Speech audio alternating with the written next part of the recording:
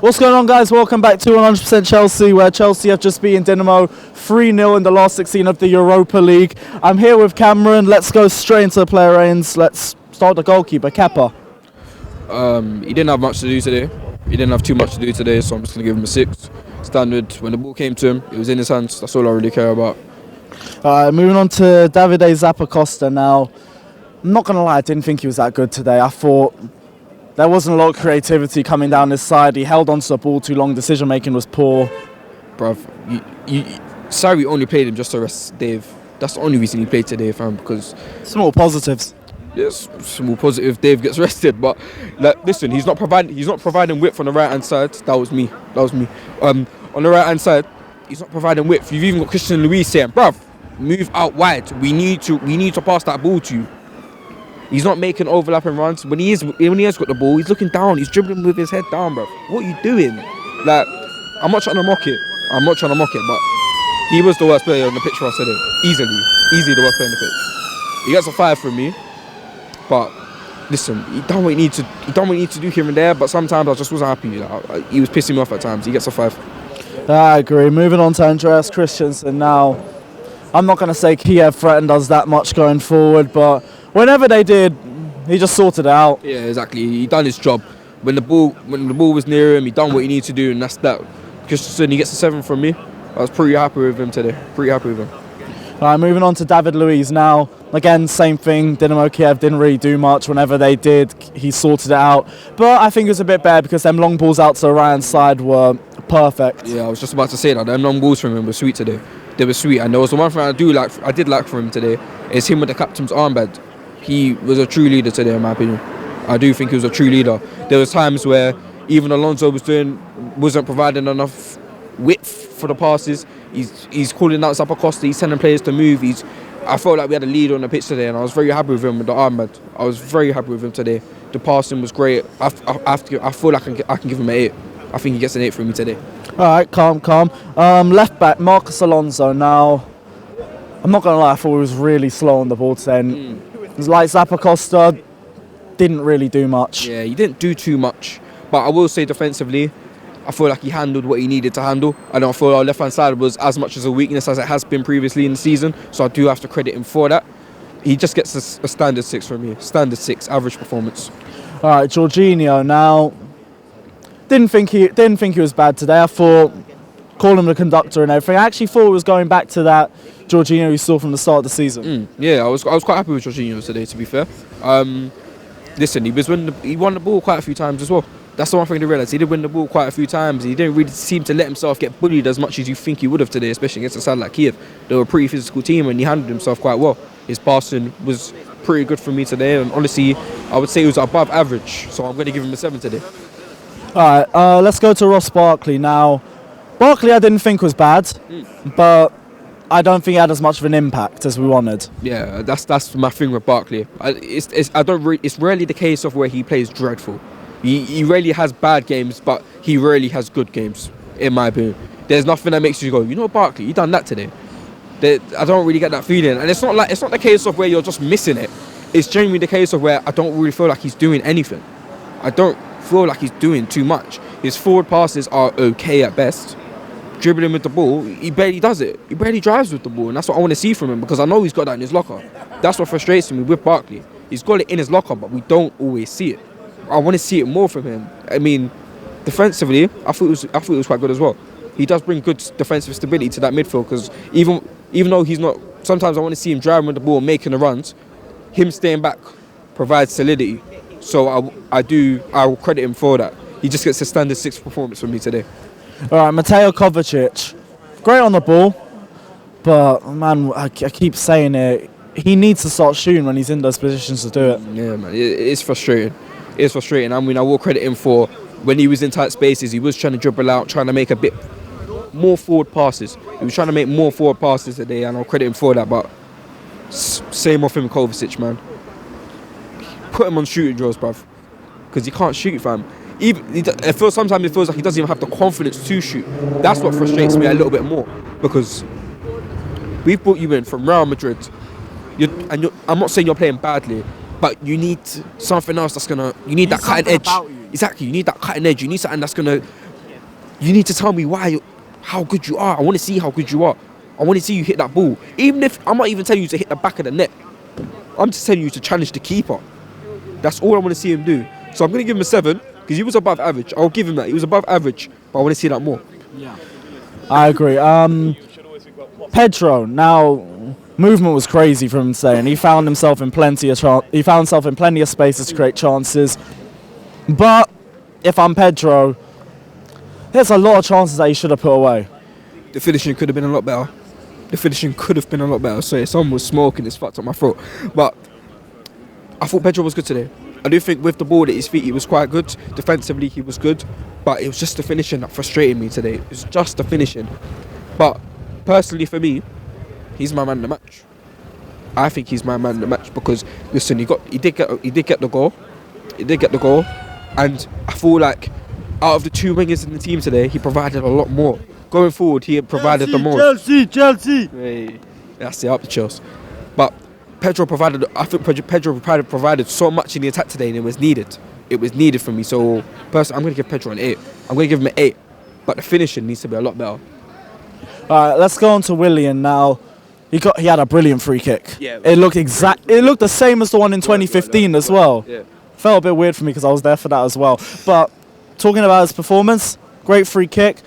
I do feel there was times where decision making was poor from him. He was driving the ball forward brilliantly, but it's that final ball from him. It's the same thing that he's been critiqued for plenty of times. I think the one thing we realise in these European games is that Willian likes to run at them a bit more. Willian opens himself up a little bit more, but it's still not enough for me. It's still not enough because look, you're against Dynamo Kyiv, yeah. You should be doing a lot better. I feel like he should, and I feel like that free kick will divert a few people's opinions. And that's what I feel because we have players that do that. They score a great goal and people forget. And he could have been much better today. He could have been much better. Like another point I need to add. Talk about the free kick, but the set pieces from him today were still the same as poor. Bruv, I don't know how he's still taking corners, fam. I'm not even trying to mock it. And everyone can see it. It's not like it's just me trying to be some smart little youth trying to say he shouldn't be taking corners. No, everyone can see it, fam. Young people to old people, fam. Fucking hell, he can't be the first man. It's 5 years at Chelsea and he can't be the first man. It's so frustrating. I mean, I will credit him for the free kick and it was a great goal nonetheless, so I am going to give him a 7. Yeah. I am going to give him a 7. But if he doesn't man that free kick, he gets a 6. So, it's a 7. Alright, last player in the starting 11, Olivier Giroud. Now, he didn't really have a lot of shots on that goal, but I thought hold-up play was good for him. He had a nice little nutmeg for the assist for Pedro's first. Overall, I won't say he was one of the best players on the field, but he didn't have a bad game. I thought he was all right. Yeah, I think he had a standard Giroud performance for me, to be completely honest. I mean, decent link-up play, holding up the ball, done what he needed to do, really. I feel like the assist was fucking beautiful. How are you going to backhill through a man's legs? That's just fucking rude. And I'm going to give Giroud a 7. I am going to give him a 7. But really and truly, it's just because of that assist. Like, that assist was beautiful. All right, let's go through the subs quickly. First, Ruben Loftus-Cheek. 7. I was going to give him a 6 before the end of the game. I was thinking during the game, I was like, Ruben, yeah, he's done his thing today, but I don't really feel like I can say he was amazing. No, he gets a 7 from me today because he came on and he's making runs and he's challenging players, and that's what we need to see. I mean, personally, for the third goal, look at the run that he's making. He's essentially making a striker's run in behind, bruv. And if Barkley was playing, in my opinion, Barkley's not even there to receive the ball. I don't think he's even there to receive the ball. So, and it was a good assist. I like that he passed the ball on to Callum because it was an easier chance to finish off. So Ruben gets a 7 from me. I was really happy with him today. All right, N'Golo Kante. I was very happy with Kante as well. I felt like he provided the defensive solidity that we needed in the midfield, especially in the position that we were in. I think we were 2-0 up when he came on. Was he 2-0 up when he came on? Yeah, it was 2-0. Yeah. So it was a good substitution. Came on, won the ball back, and he's even taking players on. That's what I like about Kante. Sometimes you see him, he's out all the way out on the right hand side, and he's beating a man. No, I need to shout that out about N'Golo Kante because it's really underrated. His dribbling is crazy, and it's the little turns he makes while he's dribbling forward as well. The ones that just keep making him beat the man as well as being able to go around them. Exactly. And there's times where they try to put 2 men in front of him. You think, fuck it, like A usual football fan would think Kante's going to lose the ball in that position. Nope. Decision making is key with N'Golo Kante. Decision making is key. I remember there was like 3 men almost about to press him, and he just makes a simple pass through to I think it was Kovacic or Pedro. It's simple. Like he gets himself out of situations where you think, how did you even find yourself there in the first place? That's what I love about N'Golo Kante. So he came off the match today, done amazing. I'm going to give him a 7. All right, last player, Callum Hudson-Odoi. 7 again. 7 again, man. It's just, listen, the substitutions, they were great when they came on. I mean, people talk about all the super sub business, but no, it's just their quality.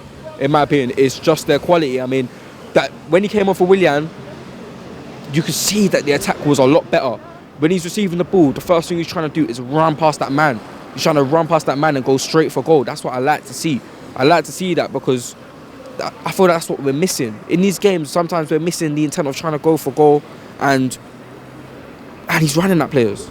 That's what I like to see. He's running at players, he's getting them behind, and it was a good finish. Because I'm not gonna lie, when the ball fell to him, there was like 3 men on him straight away, and I was thinking, fucking off, I think he's gonna miss it. But he had the composure to finish off that chance. That's what I want to see, and he should be starting these Europa League games. He needs to be starting them because it's great experience for him. So I'm going to give him a 7. All right, let's rate the Chelsea fans today. I thought the fans were okay. But there were a few dickheads out there. Like there were a few dickheads saying some dumb shit like, "Oh, we're going for Ukraine, Russia, all this bullshit." Like, bruv, like, why are you doing that, fam? Don't be bringing your political bullshit into football, cause like, listen, them man, they travel from Ukraine and that, yeah. They travel from far to come here, bruv. I was speaking to a couple of men when I was on the bus. Like, you man are moving all loud. Like, you're all little fucking neats. You're all little fucking neats. All you man that are doing that, bruv. Because they're blessed people, fam. They're blessed. You don't need to do that shit. But onto the fans with some actual fucking brain cells, they done well, in my opinion. They done well. I think they were allowed as they possibly could have been for this Europa League game. Because let's be real, no one came in like it was like we was facing a great fucking side. Like, it's not going to be fucking buzzing. But it was good enough for me, so I'm just going to give the fans a 6. I'm going to give the fans a 6. Last but not least, let's go to Maurizio Sarri. Now, did win 3-0, but there's one thing we do need to go back on, and it is the lineup. And let's be real, a lot of fans weren't happy with the lineup going into today. Yeah, man, the lineup was poor, bruv. I think one of Ruben or Hudson-Odoi, 100% Chelsea, mate. One of Hudson-Odoi or Ruben Loftus-Cheek had to start for me today, man. I mean, listen, this is Dynamo Kyiv at home. I'm seeing youths come on against PSG, and we're not starting one of them against Dynamo Kyiv at home. Like, it's so frustrating to see, but I will credit him for his in-game management. I feel like his substitutions all had an impact. They all had an impact, and they came at the perfect moments. 2-0 up, brings on N'Golo Kante, we look a lot more solid. Brings on Hudson-Odoi in the 75th minute, and the attack looks a lot better. Brings on Ruben Loftus-Cheek for Barkley, we look a lot better. So I will credit him for his substitutions, but we need to see these young players starting. We need to see them start. The fans want to see it, and the thing that frustrates me the most is that you've said Hudson-Odoi is ready. So why is he not starting these games? Why isn't he starting them? But I'm gonna give him a 6. I'm gonna give him a 6 as well, because the lineup, it should have been better. All right, well, this is your player reigns for Chelsea 3, Dynamo Kyiv 0. Let us know whether you agree or disagree with any of our reigns down in the comment section below. Don't forget to like and subscribe as well if you haven't already done so. Don't forget to check out Cameron's channel as well. Cam's UTC. Don't forget to check out my channel, Carefree Lewis G, as well. And we'll see you on Sunday for Chelsea versus Wolves. Up the Chelsea.